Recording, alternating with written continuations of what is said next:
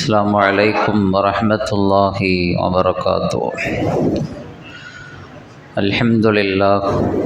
الحمد لله رب العالمين والعاقبة للمتقين والصلاة والسلام على سيدنا محمد أشرف الأنبياء والمرسلين وعلى آله وصحبه أجمعين. அன்பிற்குரிய அல்லாஹுவின் நல்லடியார்களே, அல்லாஹுவினுடைய பேரருளால் இன்று அல் குர்ஆன் ஷரீஃபினுடைய மிக முக்கியமான சூறாக்களில் ஒன்றான எல்லோருக்கும் பழக்கமான தெரிந்த சூறாவாக இருக்கக்கூடிய யாசீன் சூறா ஓதப்பட்டது. குர்ஆனில் இருக்கக்கூடிய சூறாக்களிலேயே அதிகமான சிறப்புகள் இருப்பதாக சொல்லப்படுகிற ஒரு சூறா யாசீன் சூறா. குர்ஆனினுடைய இதயம் என்று சொல்லப்பட்ட ஒரு சூறா யாசீன் சூறா. ஸல்லல்லாஹு அலைஹி வஸல்லம் அவர்கள் இந்த யாசீன் சூறா குறித்து நிறைய சிறப்புகளை சொல்லியிருக்கிறார்கள். ஒரு ஹதீஸில் சொன்னாங்க, இன்ன ஃபில் குர்ஆனி சூரத்தன், குர்ஆனில் ஒரு சூறா இருக்கிறது, தஷ்ஃபஉ லி குர்ராயிகா, அந்த சூறா ஓதக்கூடியவர்களுக்கு பரிந்துரை செய்யும். யாரெல்லாம் அந்த சூறாவை ஓதுகிறார்களோ அவர்களுக்கு அந்த சூறா நாளை மறுமையில் அல்லாஹ்விடத்தில் அவருக்காக பரிந்து பேசும். வயகுஃபரு லி முஸ்தமிஇஹா, மட்டுமல்ல அந்த சூறா ஓதப்படுகிற பொழுது யாரெல்லாம் கேட்குறாங்களோ அவங்களுடைய பாவங்கள்லாம் மன்னிக்கப்படும் அப்படின்னு சொன்னாங்க. அதுதான் யாசீன் சூறா என்று குறிப்பிட்டு சொன்னார்கள். ஓதக்கூடியவங்களுக்கு பரிந்துரை கிடைக்கும், கேட்கக்கூடியவங்களுக்கும் அல்லாஹ்வினுடைய மக்ஃபிரத்தை பெற்றுத்தரும். ஒரு அற்புதமான ஒரு சூறா. இந்த சூறாவை தௌராத்தில் முஇம்மா என்று சொல்லப்படுகிறது என்று சொன்னார்கள் ஸல்லல்லாஹு அலைஹி வஸல்லம். இந்த சூறாவை பற்றி தௌராத்திலே சொல்லப்பட்டிருக்கு. இதுக்கு பிறகு ஒரு வேதம் வரும், அல் குர்ஆன் ஷரீஃப் வரும். அந்த சூறாவில், அந்த குர்ஆனில் இப்படி ஒரு சூறா வரும், அந்த சூறாவுக்கு இப்படி ஒரு பேர் என்றெல்லாம் ஸல்லல்லாஹு அலைஹி வஸல்லம் அவங்க சொல்லி காட்டுறாங்க. முஇம்மா அப்படின்னு சொன்னால் அனைத்து நன்மைகளையும் பெற்றுத்தரக்கூடிய ஒரு சூறா. அப்படின்னா என்னன்னு கேட்டாங்க, என்ன நன்மை கிடைக்கும் அப்படின்னு சஹாபாக்கள் கேட்டாங்க. ஸல்லல்லாஹு அலைஹி வஸல்லம் அவர்கள் சொன்னார்கள், உலகத்தினுடைய எல்லா கயிறுகளும் கிடைக்கும். இந்த சூறாவை யார் அதிகமாக ஓதுகிறார்களோ அவர்களுக்கு உலகத்தினுடைய எல்லா நலவான விஷயங்களும் கிடைக்கும். மறுமையில் ஏற்படக்கூடிய எல்லா அமளி துமளிகளிலிருந்தும் அவர் பாதுகாக்கப்படுவார். கேள்வி கணக்கு, மஹ்ஷர் மைதானத்தில் இருக்கக்கூடிய எல்லா விஷயங்களும் அவருக்கு லேசாகும். இதை விட வேற என்ன வேணும் ஒரு மூமினுக்கு? உலகத்தில் எல்லாம் சிறப்பாக நடக்கணும், மறுமையில் வெற்றி கிடைக்கணும். இதுதான் நம்முடைய பெரிய லட்சியம். அந்த லட்சியத்தை இந்த சூறா பெற்று தருகிறது என்று சொன்னார்கள். மட்டுமல்ல, இந்த சூறாவுக்கு தாஃபியான் ஒரு பேர் இருக்குது, காலியான் ஒரு பேர் இருக்குது. இதுவும் ஸல்லல்லாஹு அலைஹி வஸல்லம் சொன்ன விஷயந்தான். தாஃபியா காலியா அப்படின்னா என்னன்னு கேட்டாங்க. தாஃபியானா தடுக்கக்கூடியது, காலியான நிறைவேற்றக்கூடியது அப்படின்னு அர்த்தம். இந்த பெயர் இந்த சூறாவுக்கு ஏன் வைக்கப்பட்டது அப்படின்னு சஹாபாக்கள் அந்த பெயருக்கான அர்த்தத்தையும் கேட்டாங்க. ஸல்லல்லாஹு அலைஹி வஸல்லம் சொன்னார்கள், மனிதனுடைய எல்லா தேவைகளையும் இந்த சூறா பூர்த்தியாக்கி கொடுக்கும். சூறா பூர்த்தியாக்கணும்னா சூறா தர்றதுன்னு இல்லை, இந்த சூறாவை ஓதுவதன் மூலமாக அல்லாஹ் அவருடைய தேவைகளை பூர்த்தியாக்கி தருகிறான். அவருக்கு வரக்கூடிய எல்லா தீங்குகளும் தடுக்கப்பட்டு விடும், எல்லா தீங்குகளும் தடுக்கப்பட்டுரும் அப்படின்னு சொல்லி ஸல்லல்லாஹு அலைஹி வஸல்லம் அவங்க சொன்னாங்க. எல்லா காரியங்களும் லேசாக்கி வைக்கப்படுகிற ஒரு அற்புதமான ஒரு சூறா யாசீன் சூறா. ஹதீஸில் வருது, காலை நேரத்தில் யார் இந்த சூறாவை ஓதுகிறார்களோ மாலை வரைக்கும் அவருடைய காரியங்கள்லாம் லேசாயிரும். மாலையில் ஓதுனா காலை வரைக்கும் அவருடைய காரியங்கள்லாம் லேசாயிரும். அதனால தான் பெருமக்கள் காலையிலையும் மாலையிலையும் யாசீன் சூறா ஓதணும் அப்படின்னு சொல்லித்தராங்க. சிரமமான நேரங்களை சந்திக்கிற பொழுது அந்த நேரத்தில் நாம் யாசீன் சூறா ஓதிட்டோன்னா அது லேசாயிரும். இப்னு கசீர் ரஹ்மத்துல்லாஹி அலைஹி சொல்கிறார்கள், ஒரு மனிதன் எப்பெல்லாம் சிரமத்தை சந்திக்கிறானோ, நெருக்கடியை சந்திக்கிறானோ, பிரச்சனைகளை எதிர்கொள்கிறானோ, அந்த நேரத்திலலாம் இந்த சூறா ஓதும் பொழுது அதை அல்லாஹ் லேசாக்கிடுவான். உலகத்தில் வாழுகின்ற காலத்தில் நாம் சந்திக்கக்கூடிய, ஒரு மனிதன் சந்திக்கக்கூடிய பெரிய ஒரு சங்கடம், ஒரு சிரமம் என்னன்னா, அந்த மௌத்தினுடைய நேரத்தில் ஏற்படக்கூடிய சக்கராத்தினுடைய நிலை. சக்கராத்தினுடைய நிலையில் ஒருவர் சிரமப்படுகிற காட்சியை நாம் பார்த்தோம் அப்படின்னு சொன்னால், அங்கே நீங்கள் யாசீன் சூரா ஓதுங்கன்னு நாங்கள் இக்ரவு அலா மௌத்தாக்கும், நீங்கள் அங்கே யாசீன் சூரா ஓதுங்க. அப்படி ஓதும் பொழுது அவருக்கு ஏற்பட்டு கொண்டு இருந்த அந்த சக்கராத்தினுடைய நிலை லேசாகும், களிமாவோடு மரணிப்பார், இலகுவான முறையில் அவருடைய உடம்பிலிருந்து ரூஹு பிரியும் என்றெல்லாம் நமக்கு பெருமக்கள் சொல்லித் தருகிறார்கள். நம்ம கடைசி ஒரு மனிதன் சந்திக்கக்கூடிய அந்த சிக்கல், சக்கராத்திலிருந்து நமக்கு பாதுகாப்பு கிடைக்கிறது, லேசாகிறது. மௌத்தான பிறகும் மௌத்தாக்களுக்கு நாம் இந்த சூறாவை தான் ஓதுறோம். அப்போ ஒட்டுமொத்த வாழ்க்கையிலும் நமக்கு ஏற்படக்கூடிய எல்லா சங்கடங்களையும் லேசாக்குகிறது, தேவைகளை பெற்றுத்தருகிறது, தீங்குகளிலிருந்து நம்மை பாதுகாக்கிறது, மௌத்தினுடைய நேரத்தில் வரக்கூடிய சக்கராத்து வேலையும் லேசாக்கி கொடுக்கிறது. மரணத்திற்கு பிறகு நாம் போய் சேர இருக்கிற அந்த கபர் வாழ்க்கையும் லேசாகிறது. ஆக இவ்வளோ பெரிய ஒரு சிறப்புகள் இந்த சூறாவுக்கு சொல்லித்தரப்பட்டிருக்கிறது. அதனால தான் குர்ஆனுடைய இதயம் என்று சொல்கிறார்கள்.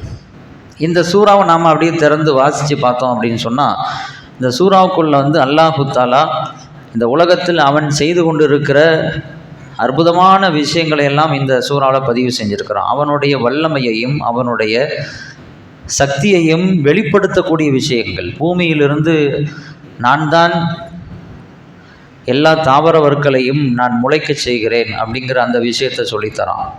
அதே மாதிரி மேலே வானத்தில் நான் பார்க்கக்கூடிய சூரியன் மற்ற கோள்கள் எல்லாம் அதாவது இடங்களில் சரியான முறையில் ஓடிக்கொண்டிருக்கிறது. வஷம்சு தஜ்ரீ லிமுஸ்தகர்ரின் லஹா, சூரியன் அதனுடைய பாதையில் சரியான முறையில் அது மிதந்து கொண்டு இருக்கிறது, அதை நான் தான் போக வைக்கிறேன், ஓட வைக்கிறேன் அப்படின்னு அல்லாஹ் சொல்கிறான். இந்த வானத்தில் இருக்கக்கூடிய அத்தனை அதிசயங்களும் அத்தனை ஆச்சரியமான செய்திகளும் அது அல்லாஹுவினுடைய வல்லமையை எடுத்து சொல்லக்கூடியதாக இருக்கிறது. அதையெல்லாம் அல்லாஹு தஆலா இந்த சூறாவில் பதிவு செய்கிறான். சொர்க்கத்தை பற்றி சொல்கிறான், நரகத்தை பற்றி சொல்கிறான், சொர்க்கத்தில் ஏற்படக்கூடிய விஷயங்களை எல்லாம் அல்லாஹு தஆலா பதிவு செய்கிறான். இப்படி பல விஷயங்கள் இதில் இருக்குது. அதில் குறிப்பிட்டு சொல்கிற மாதிரி நாம் சொல்கிறதா இருந்தால், ஒரு சாலிகான நல்லடியாரை பற்றி இந்த சூறாவில் இடம்பெற்று இருக்கிறது.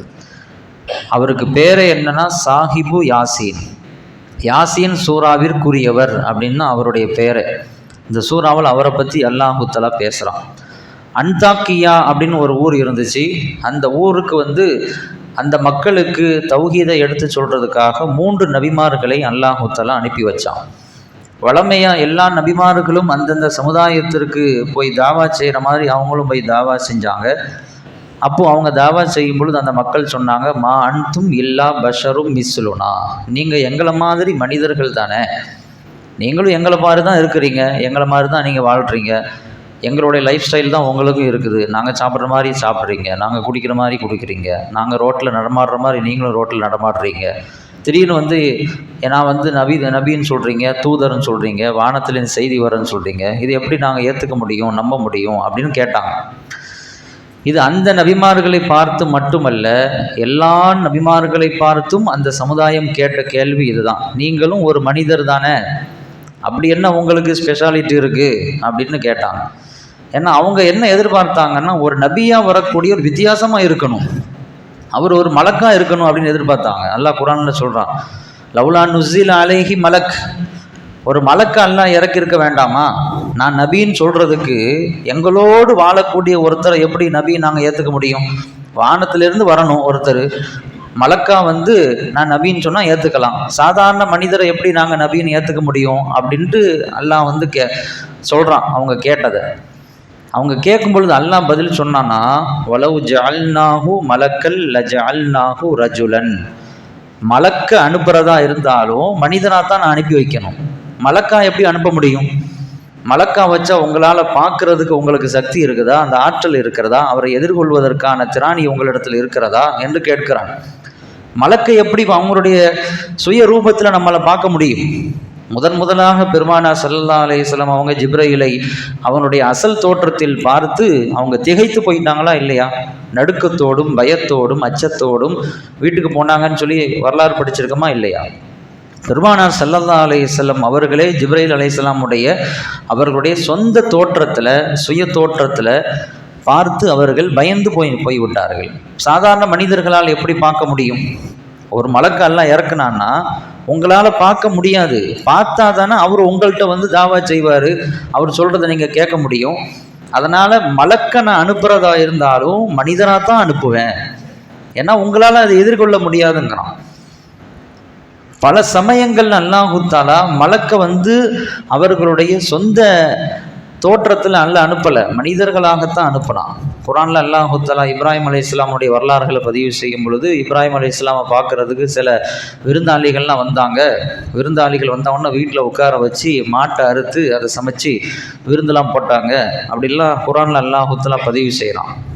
லைஃப் இப்ராஹிம் அலைஹிஸ்ஸலாமுடைய விருந்தாளிகள் அப்படின்னு நல்லா குர்ஆனில் ஒரு இடத்துல பதிவு செஞ்சுருக்கிறோம். விருந்தாளிகள் வந்தாங்க, மாட்டை அறுத்து எல்லாம் கறிலாம் சமைச்சு உணவுலாம் ரெடி பண்ணி கொண்டு உட்கார வச்சா யாருமே சாப்பிட மாட்டேங்காங்க. என்ன சாப்பிடாமல் இருக்கிறீங்க அப்படின்னு கேட்கும்பொழுது அப்போ தான் அவங்க சொன்னாங்களாம், நாங்கள் மனிதர்கள் அல்ல, மலக்கு. உங்களை மாதிரி நாங்கள் சாப்பிட்ற ஆள் கிடையாது, எங்களுக்கு உணவும் தேவையில்லை, தூக்கமும் இல்லை, எதுவும் இல்லை, நாங்கள் மனிதர்கள் கிடையாது அப்படின்னு சொல்லி அப்போ தான் அவங்க சொன்னாங்க. அதே மாதிரி லூத் அலைஹிஸ்ஸலாம் அவங்கள பார்க்குறதுக்கும் இதே மலக்கினுடைய டீமுகள் போகுது மனிதர்களுடைய ரூபத்தில். அந்த லூத் அலைஹிஸ்ஸலாமுடைய கவுமுகள் வந்து ரொம்ப அசிங்கமான காரியங்களை செஞ்சுக்கிட்டு இருந்தாங்க. ஆண்களோடு இச்சையை தீர்க்கக்கூடிய ஒரு மோசமான ஒரு செயலில் ஈடுபட்டுக்கிட்டு இருந்தாங்க. இந்த மாதிரி ஒரு மலக்கு மனித தோற்றத்தில், அழகான தோற்றத்தில் வந்த உடனே அவங்கள்ட்டையும் தப்பாக நடந்துக்க முயற்சி பண்ணாங்க. அப்போ தான் அவங்க சொன்னாங்க, நாங்கள் வந்து மலக்கு அப்படின்னு அறிமுகப்படுத்தின பிறகு லூத் அலைஹிஸ்ஸலாம் சொன்னாங்க, இவங்களையாவது விட்டு வைங்கப்பா அப்படின்னு சொல்லி சொன்னாங்க. அப்போ மலக்குகள் வந்து உலகத்திற்கு வருகிற பொழுது மனித தோற்றத்தில் தான் வருகிறார்கள். மரியம் அலைஹிஸ்ஸலாம்கிட்ட வந்து பேசினாங்கல்ல ஜிப்ரீல் அலைஹிஸ்ஸலாம், உங்களுக்கு ஒரு குழந்தையை கொடுக்க வந்திருக்கன்ட்டு, மனித தோற்றத்தில் தான் வந்தாங்க.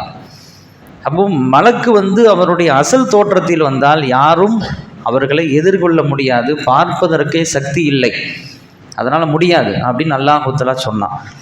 மக்கள் என்ன எதிர்பார்த்தாங்க அப்படின்னா, எங்களோடு வாழக்கூடிய ஒருத்தருக்கு வந்து வானத்திலிருந்து செய்தி வரும்னு சொன்னால் நாங்கள் எப்படி நம்புறது, அதை எப்படி ஏற்றுக்க முடியும், எங்களை மாதிரி தானே அவர் வாழ்கிறாரு, அப்படிலாம் ஏற்றுக்க முடியாது. அப்படி அவருக்கு வகை வர்றதா இருந்தால் எங்களுக்கும் வரணுமா இல்லையா, நாங்களும் அவங்களோட தானே வாழ்கிறோம், நாங்களும் எங்கள் நபின்னு சொல்லலாமா அப்படின்ட்டு கேட்டாங்க.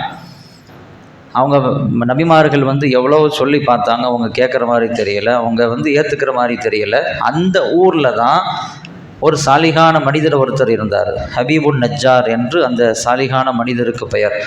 அவர் வந்து இந்த நபிமார்களை ஏற்றுக்கொண்டார், ஈமான் கொண்டதோடு அந்த ஊர்வாசிகளுக்கும் வந்து சொன்னார், இந்த மாதிரி வந்து நீங்கள் இந்த நபிமார்களை ஏற்றுக்கங்க, இவங்க அல்லாஹ்வினுடைய தூதர்களாக இருக்கிறாங்க, நீங்கள் ஈமான் கொள்ளுங்க அப்படின்னு சொல்லி அவர் சொன்னார். அந்த மக்கள் ஏற்றுக்கிற மாதிரி இல்லை, திருப்பி சொல்லிக்கிட்டே இருந்ததுனால அவங்க கோவப்பட்டு ஹபீபுன் நஜ்ஜார் ரலியல்லாஹு தஆலா அன்ஹு அவர்கள் கொலை செய்தார்கள். எப்படி கொலை செஞ்சாங்க அப்படின்னா, கீழே தள்ளி விட்டு ஊர் மக்கள் அத்தனை பேரும் சேர்ந்து அவங்க வயிற்று மேலே ஏறி மிதிச்சே கொண்டாங்க. ஹபீபுன் நஜ்ஜார் ரஹ்மத்துல்லாஹி அலைஹி அவங்கள மேலே ஏறி மிதித்து குடலெல்லாம் வெளியே வந்து மிக கொடூரமான முறையில் ஷஹீதாக்கப்பட்டார் ஹபீபுன் நஜ்ஜார் அவர்கள். அல்லாஹ் தஆலா அதை குர்ஆனில் பதிவு செய்கிறான், சூரா யாசீனில்.